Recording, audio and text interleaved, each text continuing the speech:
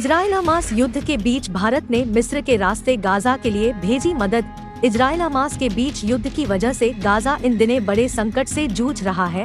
भारत ने वहां के नागरिकों की मदद के लिए सहायता भेजी है।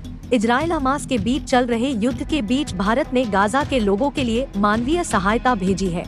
हमास पर इजराइल के जवाबी एक्शन की वजह से गाजा के लोग इन दिन बड़े संकट से जूझ रहे हैं। भारत ने मदद के लिए हाथ आगे बढ़ाते हुए मानवीय सहायता भेजी है। इस बात की जानकारी विदेश मंत्रालय की तरफ से दी गई है।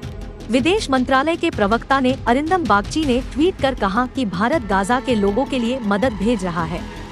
विदेश मंत्रालय के प्रवक्ता ने बताया, फिलिस्तीन के लोगों के लिए करीब 6.5 टन मेडिकल हेल्प और 32 टन आपदा राहत सामग्री लेकर IFC 17 विमान मिस्र के एल अरिश हवाई अड्डे के लिए रवाना हुआ है।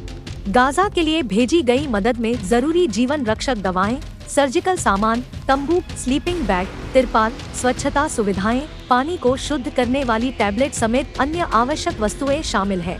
बता दें कि गाजा में शनिवार से ही मानवीय मदद पहुंचना शुरू हो गई है।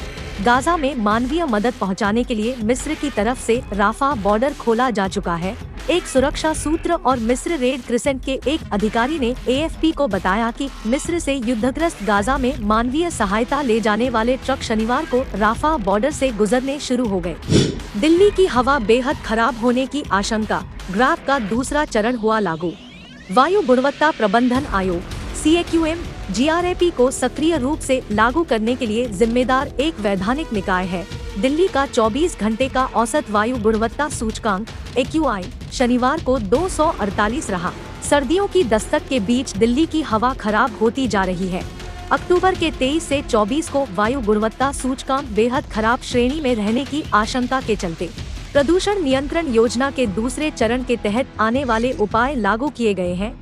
केंद्र सरकार के वायु गुणवत्ता प्रबंधन आयोग ने प्रदूषण में वृद्धि की आशंका के बीच शनिवार को राष्ट्रीय राजधानी क्षेत्र के प्राधिकारियों को निजी परिवहन को हतोत्साहित करने के लिए पार्किंग शुल्क में बढ़ोतरी और CNG इलेक्ट्रिक बसों, मेट्रो सेवाओं को बढ़ावा देने का निर्देश दिया है। सर्दी के दौरान वायु प्रदूषण से निपटने के लिए दिल्ली NCR में लागू की जाने वाली केंद्र सरकार की चरणबद्ध प्रतिक्रिया कार्य योजना GRAP के दूसरे चरण के तहत यह निर्देश दिया गया है।